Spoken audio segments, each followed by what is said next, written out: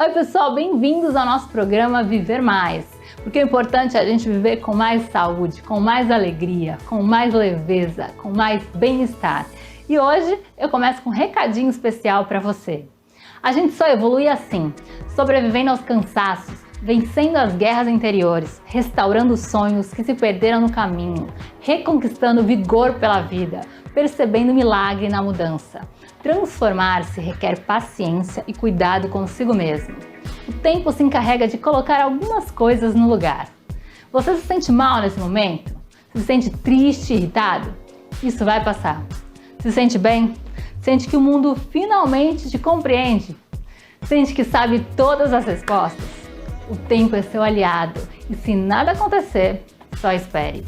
A vida é uma constante evolução, nada é permanente. E o importante é caminhar firme e confiante no melhor sempre. Bom, e hoje o nosso programa está muito interessante, eu tenho certeza que vocês vão adorar. Então fica aí, que é já já. Bom, e hoje eu vou conversar com o Dr. Maurício Abrão. Ele é ginecologista, médico especialista em endometriose. Ele é professor da USP, inclusive. Bem-vindo aqui com a gente no nosso programa. Inclusive, hoje a gente está na sua clínica, né? Clínica de Medicina da Mulher. Você nos recebeu aqui e é um prazer tê-lo aqui conosco no nosso programa. Muito obrigado pelo convite. É um prazer grande estar aqui com vocês. E doutor, como eu falei, a gente vai falar muito sobre endometriose. Já queria primeiramente perguntar que você é professor, né? Professor da USP. Fala um pouquinho pra gente sobre isso. Eu tenho hoje duas funções diferentes aí. Uma delas é que eu sou professor associado do Departamento de Ginecologia da USP e coordeno lá um serviço de endometriose, que talvez tenha sido um dos primeiros serviços de endometriose no mundo, né? Porque ele tem mais de 30 anos e é um setor dedicado à doença. E a segunda função minha, eu coordeno a ginecologia do Hospital Beneficência Portuguesa de São Paulo. Ah, sim. O doutor é muito requisitado, é especialista em excelência, né? E principalmente em endometriose. Eu já queria falar até que minha irmã, Renata, ela é paciente do doutor, né? O doutor descobriu a endometriose. As mulheres precisam, né, saber. Tem muita gente que não sabe, né? Que às vezes não sabe o diagnóstico. E eu já vou te perguntar, agradecer, né, o tratamento com a minha irmã e te perguntar o que é primeiramente a endometriose? Para falar o que é endometriose, a gente precisa dar um passinho atrás e explicar o que é endométrio. O útero tem a forma de uma pera invertida, né? O útero é um músculo. Ele contrai para expulsar a menstruação, ele contrai num trabalho de parto. E esse músculo tem na sua cavidade um tecido que chama endométrio. O endométrio vai mudando mensalmente para receber embrião. E quando não existe embrião, esse endométrio descama junto com o sangue e faz a menstruação. Quando um tecido semelhante a esse endométrio se implanta fora do útero, isso chama endometriose. Ele pode se implantar nos ovários, no tecido que reveste a cavidade abdominal, que chama peritônio.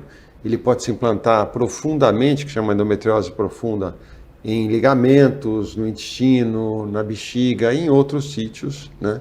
E representa um super problema de saúde pública. Né? Detalhes importantes: 10 a 15% das mulheres em idade reprodutiva têm endometriose, 10 a 15%. Segundo, é a principal causa de dor na mulher, é a principal causa de absenteísmo, de ausência ao trabalho nas mulheres e é a principal causa de infertilidade feminina. Então isso é um real problema de saúde pública, né? E o Brasil hoje, ele se posiciona de uma forma muito forte, mundialmente falando, por tudo que a gente desenvolveu aqui, né, em relação à doença, lá na USP, enfim. Então, tem uma trajetória aí por trás. Sim, é muito importante cada vez mais divulgado, né? Porque é uma doença que muita gente, como você falou, às vezes não sabe identificar, não sabe como procurar, né? Por que é tão difícil? Muita gente fala isso, né? Que é difícil identificar, diagnosticar. Por que acaba sendo difícil esse diagnóstico da endometriose? Nós publicamos um trabalho anos atrás, mostrando que o tempo entre o começo dos sintomas e o diagnóstico da doença é de por volta de 7 anos. E se os sintomas começam antes dos 20 anos de idade, esse tempo pode ir para 12 anos. Então, por que isso acontece, que é a tua pergunta? Isso pode acontecer porque a mulher demora para procurar o médico em relação a isso. Isso pode acontecer porque o médico demora para fazer o diagnóstico. Agora, o que tem por trás disso primeiro, que por muito tempo se acreditava que o diagnóstico da endometriose, o padrão ouro, assim falado, dependia de uma laparoscopia, que é uma cirurgia minimamente invasiva, com pequenas incisões, mas é uma cirurgia, requer anestesia e tudo mais. No decorrer dos anos, o nosso time desenvolveu uma forma de fazer diagnóstico por imagem. E o carro-chefe desse diagnóstico por imagem, ouçam todas vocês, é um ultrassom para mapeamento de endometriose. É um ultrassom transvaginal, feito por profissionais treinados para isso, né? Onde a gente faz um preparozinho intestinal e o ultrassonografista faz o diagnóstico. Quando não é possível fazer esse exame, seja porque a paciente nunca teve relação, seja porque a região não tem acesso ao profissional treinado, a ressonância magnética é uma opção. Só que esta questão é uma questão super relevante, até para a gente chamar atenção para o problema. Quer dizer, é importante que quando a mulher sente dor na menstruação, dor na relação sexual, dor entre as menstruações, dor para evacuar e para urinar na menstruação, ou tiver infertilidade, acende uma luzinha amarela que ela pode ter endometriose e precisa procurar um especialista. É exatamente isso que eu ia te perguntar. A mulher mesmo que, por exemplo, a gente tem que sempre ir ao ginecologista, né? Tá com os exames em dia, como você falou, fazer todos os exames, para diagnósticos de várias doenças, né, da mulher. Mas como que ela pode, assim, quais sinais e sintomas que ela mesma, que você acabou já iniciando, que ela pode identificar para procurar realmente, tem um problema e que pode ser mais grave, né? Então, são esses 6 sintomas principais, que são chamados 6 Ds. D de dismenorreia, que é dor na menstruação, D de dispareunia, que é dor na relação sexual, lá no fundo. Esse é um dos principais sintomas. Quando a mulher tem relação e o pênis encosta no fundo da vagina, ela tem dor, acende uma luzinha amarela. A gente tem que pensar em endometriose. Dor entre as menstruações, que é dor acíclica. Dor para evacuar na menstruação, que medicamente falando chama disquesia. Dor para urinar na menstruação, que medicamente falando é a disúria. E dificuldade para engravidar. Então, se ocorrer um ou mais desses sintomas que podem coexistir, tem que procurar o médico e o médico tem que examinar a paciente. E muitas vezes o médico não examina, pede exame geral, coisa e tal. Não. O começo do raciocínio clínico parte de um exame clínico. E depois a gente vai pedir esse ultrassom especializado ou, eventualmente, se não tiver acesso, a ressonância. E você falou os sinais. Podem se confundir com outros, um cisto, enfim, esses sinais que você falou? Isso a gente chama de diagnóstico diferencial. Quer dizer, o diagnóstico diferencial da endometriose pode ocorrer com várias outras causas de dor, né? Mas se a gente juntar os pedacinhos dos sintomas junto com o diagnóstico por imagem, é fácil separar o joio do trigo. Então, mas obviamente a gente tem que fazer diagnóstico diferencial para doença do intestino irritável, infecção urinária, problemas para fazer outras causas de infertilidade, cistos de ovário, miomas, enfim, outras questões que uma boa avaliação clínica permite diferenciar. Sim, e por exemplo, existem mulheres que podem diagnosticar tardiamente e de repente ficar mais grave. Isso é importante também, você no início diagnosticar. E às vezes está já num estágio mais, por exemplo, avançado. Por isso que eu já ia te perguntar, o tratamento se envolve isso? Qual seria o tratamento para endometriose, tanto no início quanto mais tardio, né? A doença, obviamente, é progressiva, né? A velocidade dessa progressão varia muito de paciente para paciente. Tem situações que a progressão é mais rápida, tem situações que a progressão é mais lenta, tem situações que ela é mais lenta, de repente acelera. Então, tudo isso é super importante para a gente considerar. E dentro dessa história, o que tem de relevante para isso? É super importante. Quer dizer, se a gente faz um diagnóstico clínico, faz um exame de imagem, e esse exame de imagem mostra a presença da doença, a gente tem que decidir entre fazer tratamento clínico ou fazer tratamento cirúrgico, com a seguinte diferença. Tratar clinicamente, que é dar hormônio, pílula, DIU de progesterona, outras medicações, é tratar o sintoma, não é tratar a doença. Para tratar a doença, a gente tem que fazer uma laparoscopia. E essa laparoscopia nada mais é do que uma cirurgia chamada minimamente invasiva, onde a gente faz pequenos cortes, um no umbigo e 3 pequenininhos embaixo, e dentro desses pequenos cortes, a gente retira os focos da doença, que é chamada excisão, não é ablação. A ablação é só cauterizar a ponta do iceberg. Não, isso é excisão, quer dizer, tirar, né, os focos da doença que ali podem estar presentes. E aí, então, é sempre importante essa indicação da cirurgia? Por exemplo, é fundamental fazer ou tem paciente que não necessita entrar na cirurgia, né? Não é sempre que a cirurgia está indicada. E o bom médico é aquele que sabe indicar ou não indicar a cirurgia, né? Muitas vezes a cirurgia ela deve ser postergada, enfim, isso tem um detalhe importante, mas é importante fazer diagnóstico. E aí a gente vai estabelecer critérios. O critério da dor, o critério da não resposta à medicação hormonal para tratar sintoma e o critério eventualmente da dificuldade para engravidar na falha de 2 fertilizações in vitro, por exemplo. Então são critérios hoje que as evidências científicas permitem com que a gente olhe para os trabalhos publicados, muitos deles feitos aqui no Brasil, né?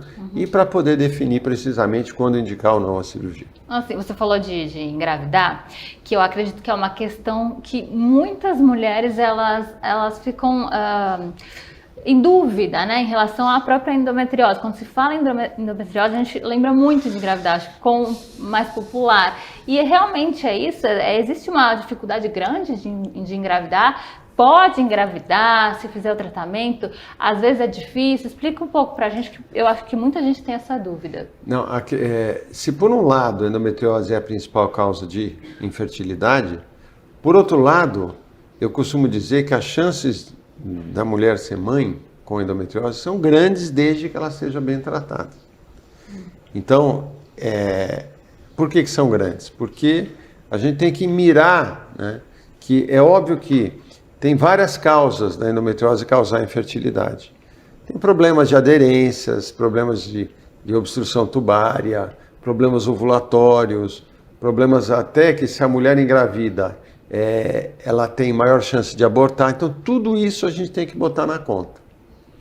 E quando a gente vai pensar nisso, a gente tem que olhar o sintoma, a imagem, né, as tentativas de gravidez que ela fez anteriormente, para dizer, olha, nós vamos indicar cirurgia ou não, né, para poder caminhar, né, no objetivo maior, que é dela ter um nenê. Visto isso, existem outras alternativas, né? Existe fertilização in vitro. Então, enfim, o que é importante é a gente fazer um bom diagnóstico. Isso é fundamental para que a gente possa conduzir direito o caso de uma paciente com endometriose. Sim, mas, por exemplo, a paciente com a doença, claro que se ela não trata, ela vai continuar vai agravar a doença. Mas existe possibilidade de não conseguir engravidar se ela não tratar corretamente? Sempre existe, sempre existe. Vamos supor que a reserva ovariana dela esteja muito baixa, ou existe uma obstrução tubária muito importante, ela não quer fazer fertilização in vitro, não pode. Quer dizer, óbvio que existe a chance dela não engravidar, mas os recursos estão tão avançados que eu costumo dizer que as chances dela não engravidar são muito pequenas. Por isso é importante, fica a dica, procurar especialista. Especialista de verdade, não especialista auto-intitulado especialista pelo Instagram. Tá? Eu acho que isso é uma coisa muito importante, porque o Instagram empodera qualquer um. Né? O sujeito sai falando qualquer coisa no Instagram, se de repente o cara fala direito, coisa e tal, virou especialista. Não. Vai atrás do que a pessoa faz, né? Porque isso é fundamental. Né? Quer dizer, tratar direito a paciente, porque cada tratamento mal feito dificulta o êxito maior lá na frente, tanto no ponto de vista da dor quanto da infertilidade. Você falou uma coisa muito importante em relação à internet mesmo. Eu sempre friso procurar um bom profissional, né, de qualidade. E o doutor é maravilhoso, especialista, realmente nessa pesquisa, né, você é professor, né, de endometriose.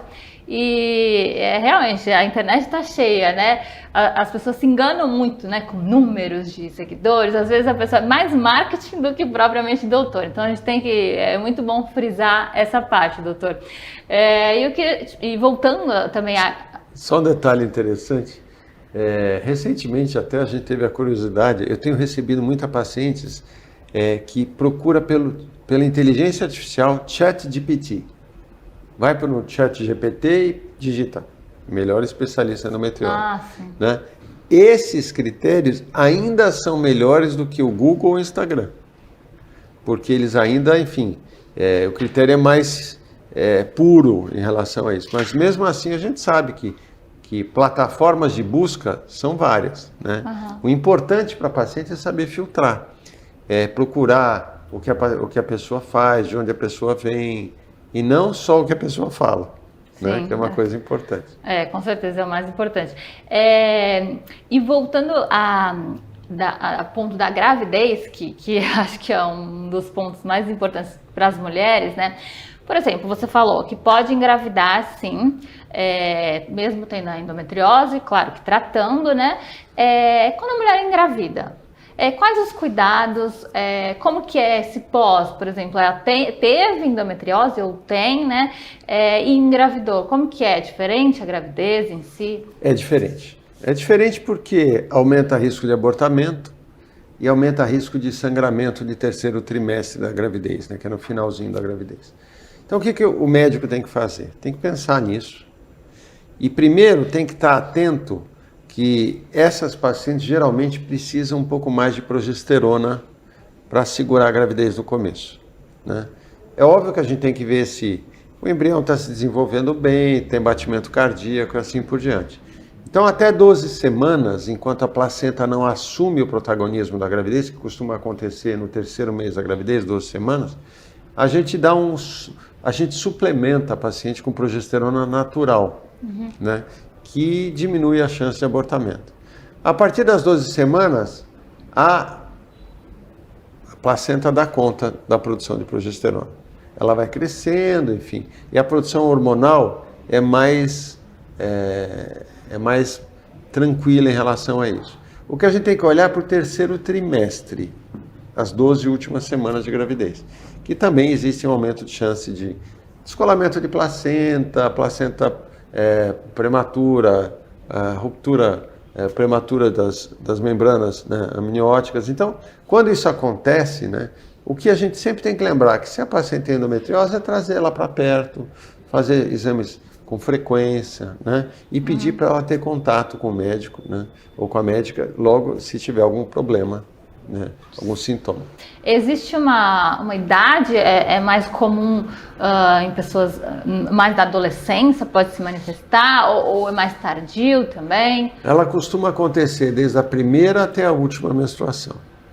Às vezes um pouco antes, às vezes um pouco depois, mas essa é a faixa etária mais prevalente desse tipo de doença. Você falou que pode acontecer até depois. Por exemplo, a pessoa pode não ter manifestado, ter filhos até de repente, e após isso ter a endometriose? É possível. É possível até depois da menopausa aparecer alguma coisa.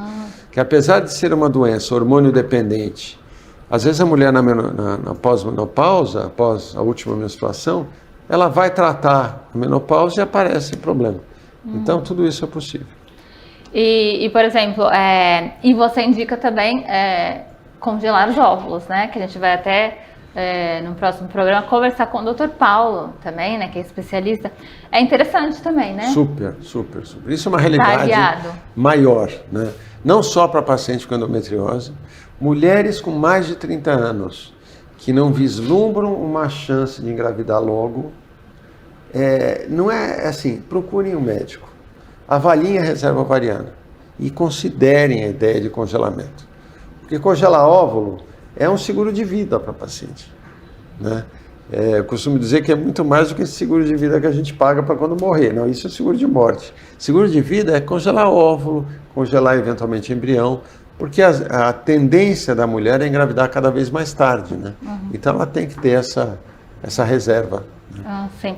E, por exemplo, os pós-operatórios, como a gente falou até de cirurgia, até do próprio congelamento, os pós-operatórios de endometriose são relativamente tranquilos, né? A pessoa tem uma outra vida também, né? Como a cirurgia é minimamente invasiva, a tendência do pós-operatório ser tranquilo é bem melhor do que se fosse uma cirurgia aberta. Eu digo porque a endometriose acaba tendo outra vida porque tem muita dor, né? A dor é uma característica. E a perspectiva de melhora é tão grande que para aquelas pacientes que sofrem durante muito tempo e de repente são operadas, eu costumo dizer que ela tem que se acostumar a não ter dor. É uma dor muito forte, né? É uma dor muito forte que de repente você tira, né? Sim. E a gente tem que combater memória de dor, mas tudo isso faz parte do tratamento 360 graus que a gente tem que dar. Que é o que muito se fala de medicina integrativa, né?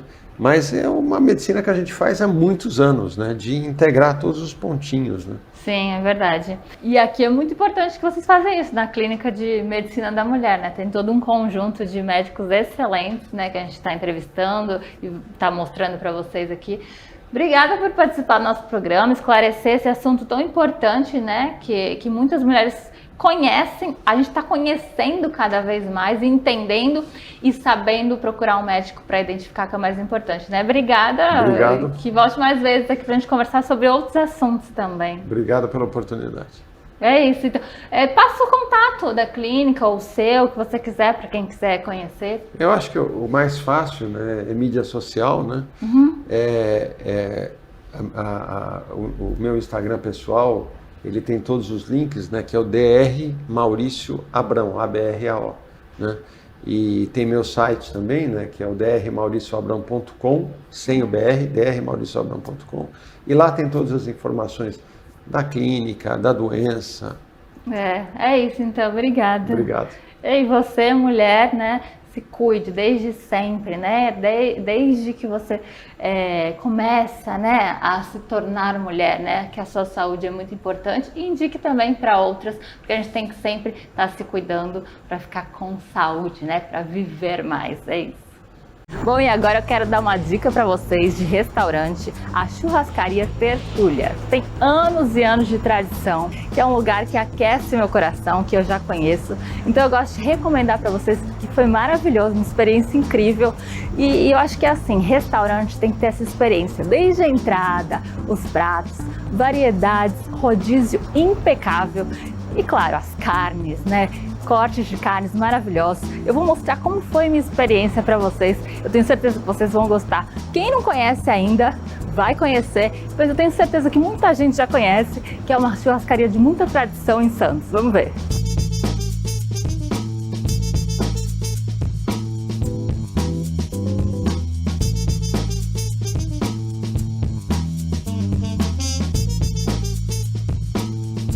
Vocês estão vendo essa experiência deliciosa em todos os sentidos. Logo na entrada a gente já vê o restaurante bem amplo, né? Com a recepção dos garçons. Todo mundo é muito bem acolhido no restaurante, nessa churrascaria maravilhosa.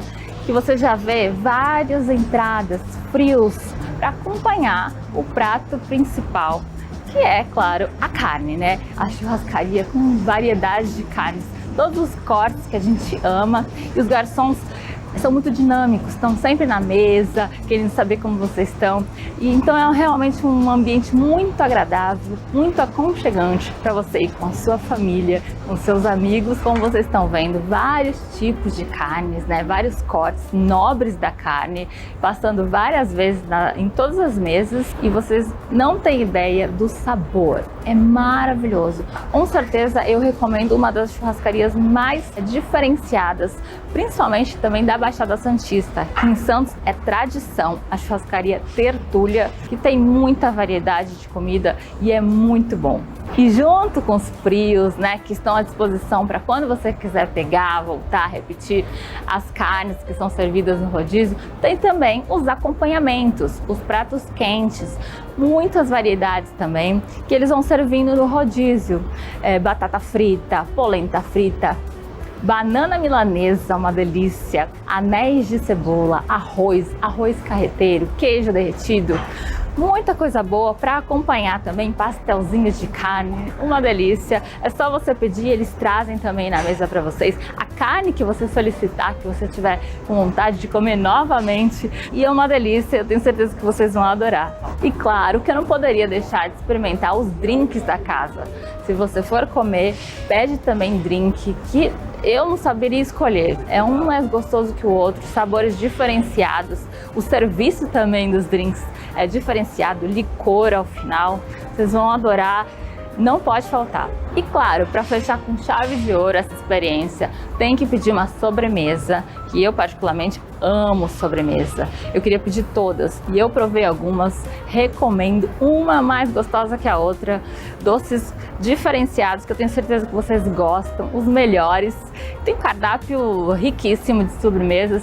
Vocês não podem deixar de pedir, que é uma delícia, é uma das partes mais gostosas da experiência mesmo, da churrascaria Tertúlia aqui da cidade de Santos. Vocês viram? Foi uma experiência maravilhosa, um momento especial mesmo, que eu quis dar essa dica para vocês. Então, para quem quiser conhecer, tá aqui o endereço dessa churrascaria maravilhosa, Churrascaria Tertúlia, para quem não conhece, e para quem já conhece também, para ir novamente, tá cada vez melhor. Eu quero agradecer a recepção de todo mundo responsável que recebeu a gente assim com muito carinho. Eles estão te esperando para receber vocês também e a família de vocês, amigos, porque como eu falei, eu gosto de lugares que aquecem nosso coração, né?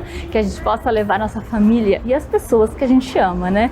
Então você leva a sua família, seus amigos, realmente é um lugar muito acolhedor e aconchegante, e eu quis dar essa dica para vocês, e a gente te espera lá no restaurante.